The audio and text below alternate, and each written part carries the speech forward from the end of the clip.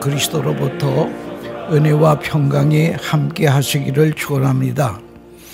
오늘은 로마서 5장 1절 말씀에 그러므로 우리가 믿음으로 의롭다 하심을 얻었은즉 우리 주 예수 그리스도로 말미암아 하나님으로 더불어 화평을 누리자, 하나님으로 더불어 화평을 누리자라고 하는 주제로 말씀드리려고 하는 것입니다. 제가 1975년에 케냐 나이로비에서 국제회의가 있어서 거기를 참석했습니다. 참석해서 회의를 다 마친 다음에 우리 일행이 이제 관광을 떠나는데 어느 관광을 떠나느냐 하면은 아프리카에 가면은 사파리라고 하는 동물의 왕국, 그 동물 구경을 떠납니다. 탄자니아의 응고르고로라는 큰 분화구가 있는데 우리 서울 면적의 반 정도나 되는 세계에서 큰 분화구가 있습니다. 그 안에는 수많은 짐승들이 함께 삽니다. 사자, 코끼리, 사슴, 토끼 등 각종 짐승들이 살고 있습니다. 거기를 구경하려면 위험하기 때문에 사파리 특별한 차를 타고 구경해야 합니다. 한 곳에 갔더니 사자 가족이 약 20마리 정도 있는데 그 사자들 앞에 사자의 먹잇감이 될 수 있는 노루, 사슴, 임팔라, 토끼 등이 함께 어울리고 있어요. 마치 에덴 동산과 같은 분위기입니다. 이게 웬일이라고 하니 안내자가 설명을 합니다. 이 사자라고 하는 짐승은요, 신사도가 있습니다. 한번 배가 부르면 다른 짐승은 해하는 법이 없다는 거예요. 그리고 사자는 자기가 먹다 남은 것을 저축하지 않습니다. 그저 내버려 두면 다른 짐승들이 와서 다 먹어치우는 것입니다. 자기가 먹고 돌아서면 다른 짐승이 와서 먹도록 한다는 거예요. 그러니까 사자는 내일을 위하여 저축하지도 않고 걱정도 안 한다고 하는 것입니다. 이것이 사자의 신사도라고 합니다. 그리고 사자는 식사 시간이 아니면 절대 식사를 안 한다는 거예요. 그래서 저녁에 사자의 식사 시간이 되면 주위의 짐승들이 먹힐까 봐 다 도망을 갑니다. 이 사실을 두고두고 생각해 봅니다. 사자는 배부르면 아무 욕심이 없습니다.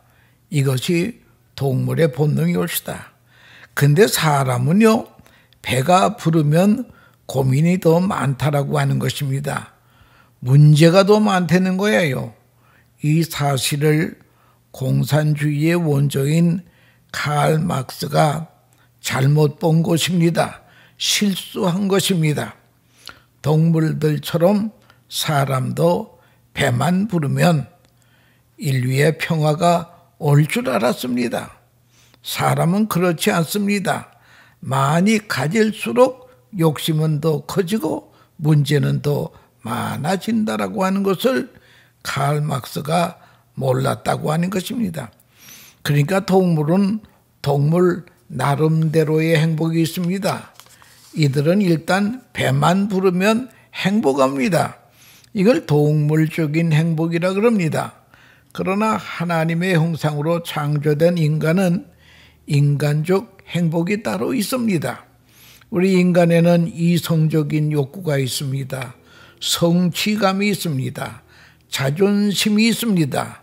명예심이 있습니다. 이거에 대한 욕망이 있습니다. 이것이 채워지기 전에는 행복이 없다는 거예요. 그래서 사람들끼리 싸움하는 것은 상대방이 내 자존심을 건드렸다는 거예요. 자존심이 채워지기까지는 인간은 행복할 수가 없다라고 하는 것입니다. 이것이 인간적인 고민이라고 하는 것입니다. 이 세상에서 가장 중요한 것이 무엇입니까? 지식입니까? 돈입니까? 권력입니까? 명예입니까? 가장 소중한 것은 성경은 관계라고 하는 것입니다. 마음과 뜻과 정성을 다하여 주 하나님을 사랑하는 것이고, 둘째는 이와 같으니 이웃을 내 몸과 같이 사랑하라. 그러니까 하나님과의 관계, 인간과의 관계가 선지자의 대강령이라고 성경을 말씀하고 있습니다. 하나님과의 관계, 사람들과의 관계, 부부관계, 사회와의 관계, 노사의 관계, 이 관계만 바로 되면 행복해지고 이 관계만 바로 되면 성공할 수 있다라고 하는 것입니다. 그 관계 중에서도 가장 그 기본적인 관계가 하나님과 나와의 관계올시다. 그런데 하나님과의 관계는 하나님 앞에서 의롭다 하심을 받을 때에 이루어진다라고 하는 것입니다. 왜냐하면 의롭다 하심을 받아야 천국에도 가고 구원을 받기 때문입니다. 종교 개혁자인 마틴 루터는 내가 어떻게 하면 하나님 앞에서 의롭다함을 받을까 하는 문제를 가지고 많이 고민을 했습니다. 이 문제를 해결하기 위해서, 죄의 문제 해결하기 위해서 젊음을 많이 보냈습니다. 그래서 그는 때로는 스칼라 상타라고 하는 성당이 있는데요. 이 성당에는 유명한 계단이 있는데 이 계단을 오르락 내리락 하면 죄가 용서함 받는다. 그래서 루터는 이 계단을 오르락내리락 하면서 막 무릎에서 피가 나요. 피가 나도록 오르락내리락 해도 죄 용서 받았다는 기쁨이 없습니다. 이 스칼라 상타의 성계단 성당은요, 옛날 그 콘스탄틴 대제의 어머니가 헬레나인데, 헬레나가 그 예루살렘에 있는 빌라도의 계단을 로마로 가져왔습니다. 이 빌라도의 계단은 왜 유명한가 하면은 예수님이 신문을 받으러 이 계단을 올라가서 빌라도 심판대 앞에 섰다라고 하는 것입니다. 그 계단을 그대로 로마로 뛰어왔습니다. 그래서 전설에 이 계단은 특별한 계단이기 때문에 오르락나락 하면은 죄가 용서안 받는다. 근데 루터도 그랬는데요. 죄 용서 기쁨은 하나도 없습니다. 죄가 그대로 있는 것 같아요. 그러나 루터가 하루는 로마서 1장 17절을 읽는 중에 깜짝 놀랐습니다. 믿음으로 의롭다 함으로 얻는 진리를 발견하고 할렐루야를 외치며 기뻐했습니다. 로마서 1장 17절은요. 복음에는 하나님의 의가 나타나서 믿음으로 믿음에 이르게 하나니 기록된 바 오직 의는 믿음으로 말미암아 살리라 함과 같으니라. 여러분, 인간에게 가장 소중한 것이 죄와 사망과 저주에서 구원받는 것입니다. 그 구원이라고 하는 것은 하나님과의 바른 관계가 회복될 때에 이루어진다는 거예요. 이 관계 회복이 중요한 이유는 하나님과 우리가 원수되었던 인간이 이제 하나님은 나의 아버지가 되시고 우리는 그의 자녀가 된다는 거예요. 관계 회복처럼 중요한 게 없습니다. 이것이 바로 복음의 핵심이라고 하는 것입니다. 왜 이것이 중요한가 하면은 이것이 하나님 나라에 가는 길이기 때문에 그렇습니다.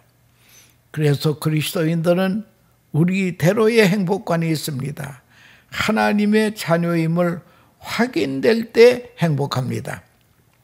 지금 고생을 한든 병들든 간에 상관 안 하고 나에게 들려오는 음성이 있습니다.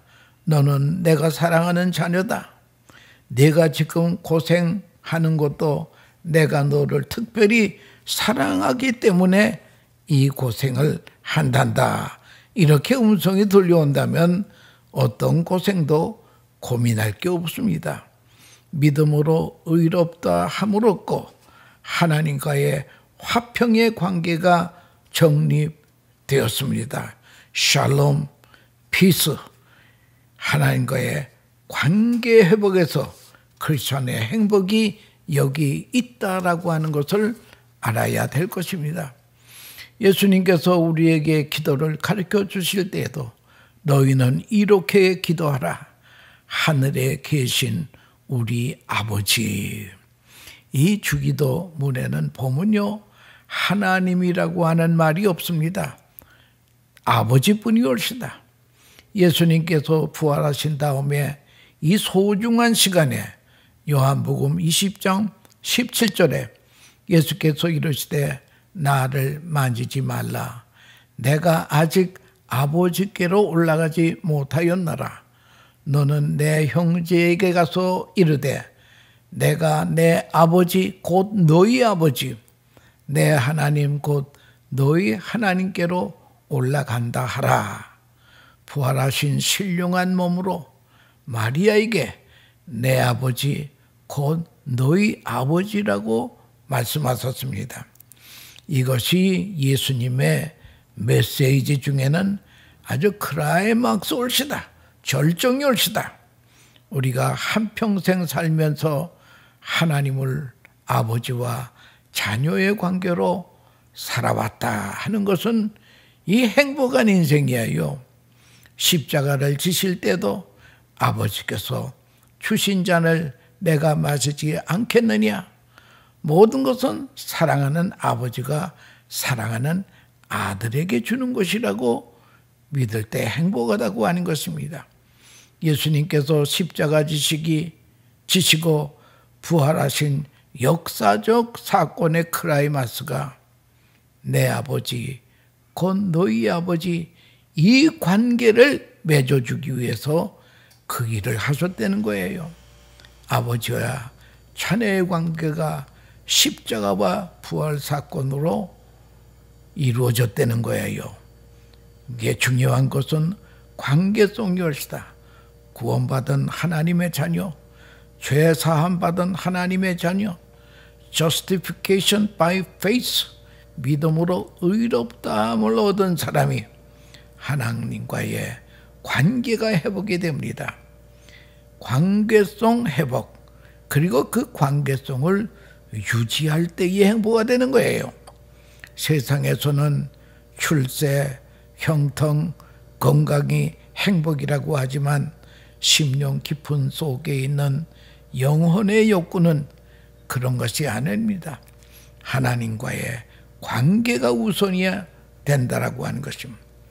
제가 어렸을 때에 부흥회를 여기저기 쫓아다니면서 부흥회 많이 가서 은혜를 받았는데요. 그때 그 들었던 얘기 중에 어느 강사님이요. 불교는 초상집과 같다. 인생 무상하다가 죽는데요. 유교란 제사집과 같다. 초상과 무덤만 생각합니다. 그럼 기독교란 잔치집 같다. 기쁨과 찬양과 감사가 있는 것이 기독교라는 거예요. 기독교인의 행복은 신비스러운 것입니다.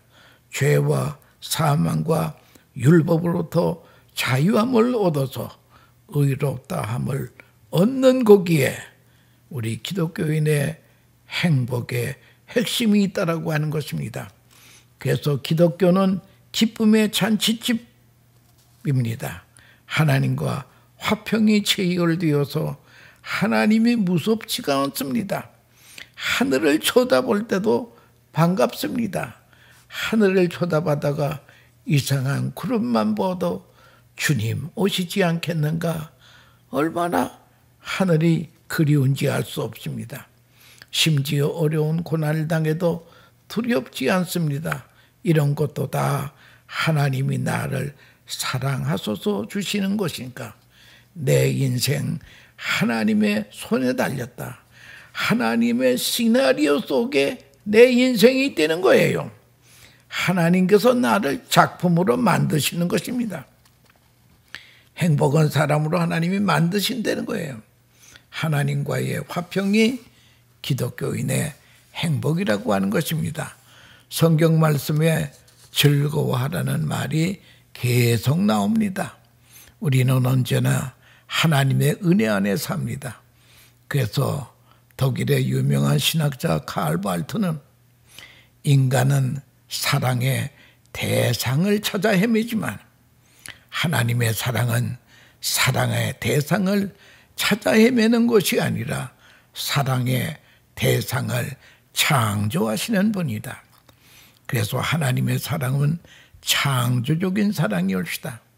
하나님이 원하시는 사람을 만드는 사랑입니다.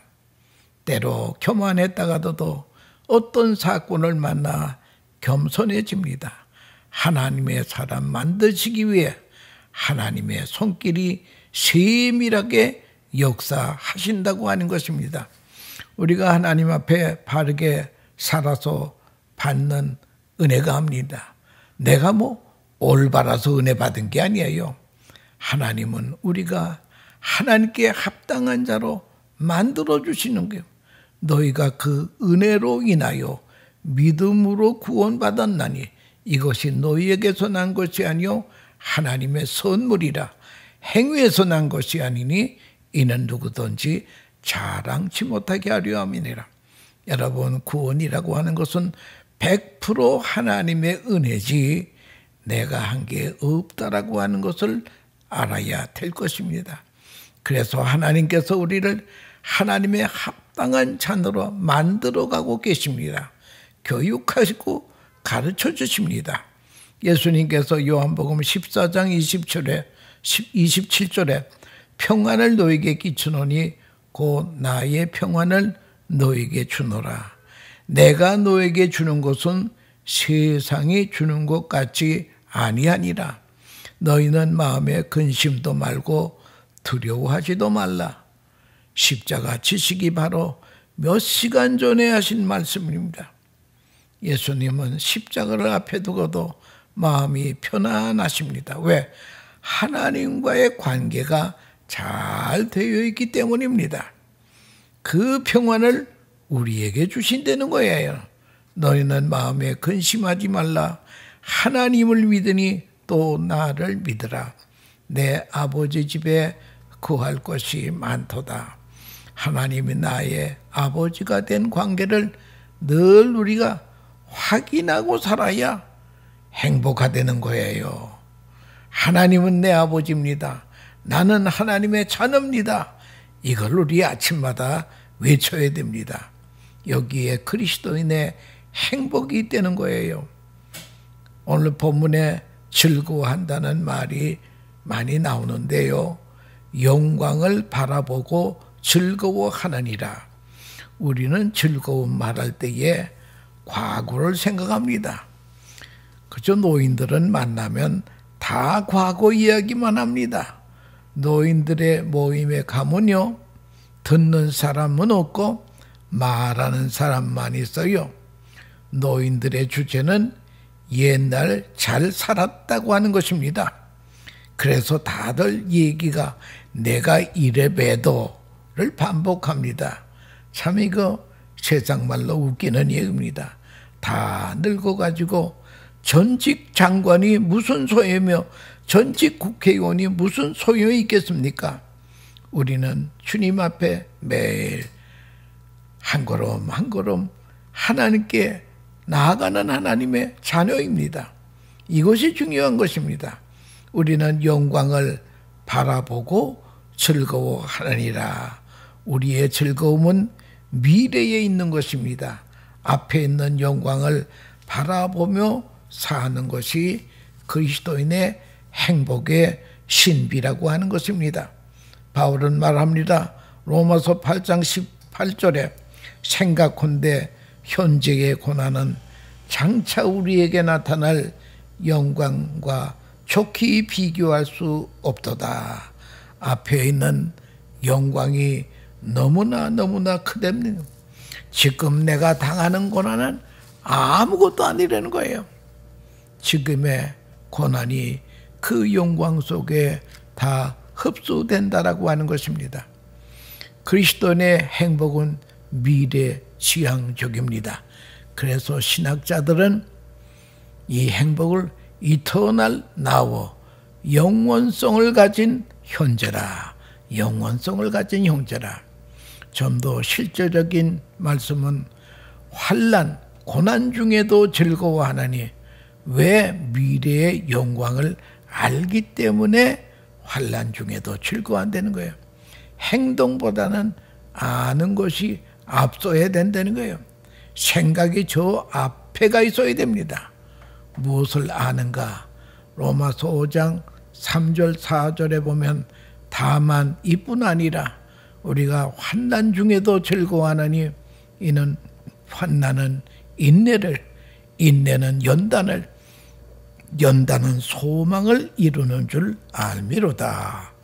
우리의 생각과 뜻이 저만큼 멀리 갔어야 됩니다. 학생들이 어려운 시험 공부를 합니다. 다 끝난 다음에 영광을 생각해 봅니다.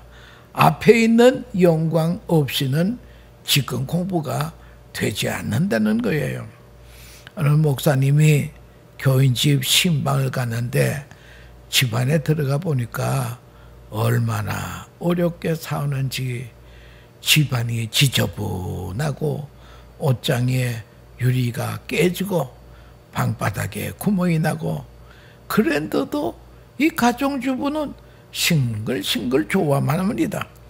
그래서 목사님이 물었습니다. 집사님, 아니 이런 어려운 환경 속에서 뭐가 그렇게 기쁩니까? 그랬더니 그 가정의 아이들의 어머니인 그 여집사가 목사님, 실상은요, 얘 아버지가 의사인데 미국 유학을 갔다가 3년 만에 공부를 다 마치고 오늘 저녁에 돌아옵니다.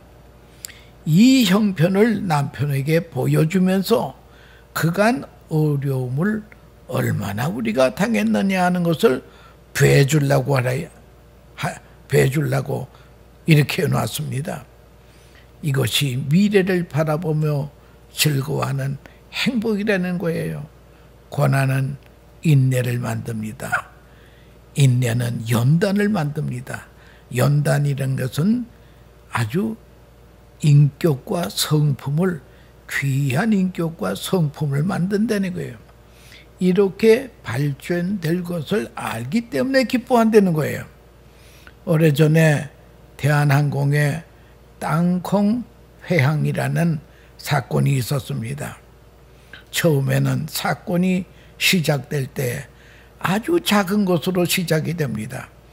그럴 때에 딱 엎드려서 제가 잘못했습니다. 죄송합니다. 그랬으면 일이 다 끝나는 것인데 이 회장의 딸이라고 성질 부리다가 감옥도 가게 되고 회사가 손해를 보통 본 것이 아닙니다. 그녀는 부잣집 딸이기에 환난이라고 하는 걸 몰랐습니다. 고생이라고 하는 걸 몰랐습니다. 이 고생을 통해서 귀한 성품을 만들어내는 것이, 그 성품이 없어서 그렇게 어려움을 당했다고 하는 것입니다. 환난 후에 올 영광을 바라보며 기뻐하십시다.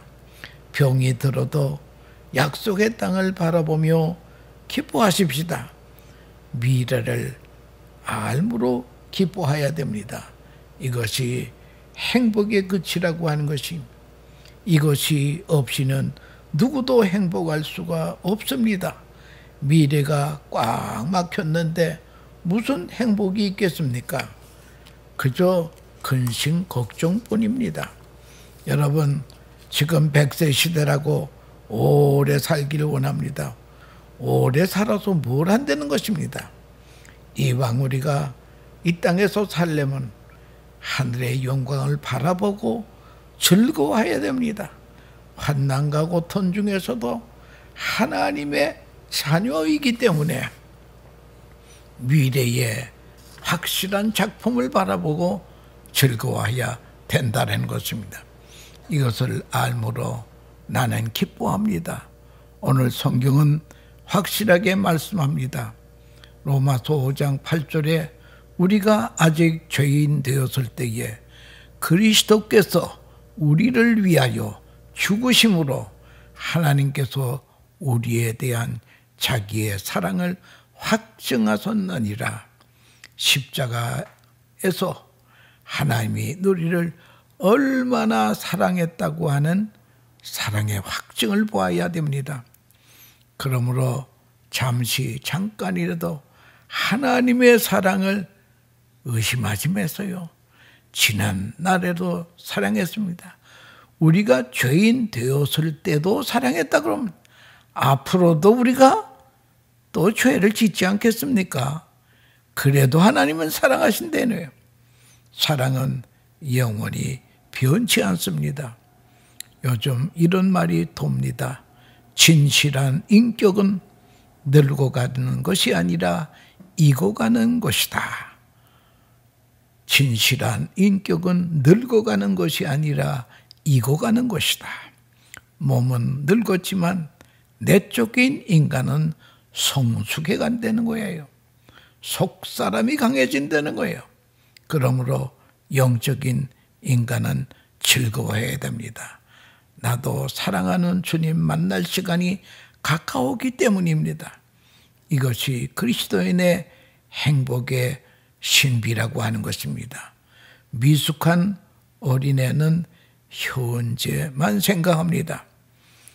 늙은이들은 과거만 생각합니다. 그러나 성숙한 그리스도인은 확실한 미래를 바라보며 즐거워해야 된다니요. 밝은 미래를 생각하며 현재를 기뻐해야 된다라고 하는 것입니다. 하나님께서 그 아름다운 천국을 만들어 놓으시고 우리를 기다리는데요. 사람 왜 거기 가는 걸 그렇게 꺼려 한다는 게 이게 문제라는 거예요. 우리는 하루가 지날수록 주님 만난 날이 가까워왔다. 이렇게 우리가 기뻐해야 된다는 거예요. 기독교인의 행복의 신비올시다. 이 행복의 신비의 존재 조건은 하나님과의 화목이 설정되어야 합니다. 화목이 될 때에 하나님은 내 아버지고 나는 그분의 아들이요 딸이다. 여러분, 그래서 기도할 때도 전지전능하신 하나님, 그것도 좋지만요, 전지전능하신 하늘에 계신 우리 아버지를 꼭 부르세요. 주기도문에도 하나님께서 아버지라고 부르라고 했습니다. 하나님은 자녀들이 자신을 아버지라 부르시기를 원하고 계세요. 여러분, 십자가는 원수되었던 인간을 하나님과 화목하게 해주었다. 이 화목함으로 말미암아 너는 내 아들이요 딸이다 라고 하는 그러한 은혜를 받게 된다는 거예요. 여러분, 이 귀한 사건을 믿음의 눈으로 바라보면서 빙그레 웃으면서 아버지 사랑합니다 이거를 외치는 복된 행복한 성도가 되시기를 축원합니다. 감사합니다.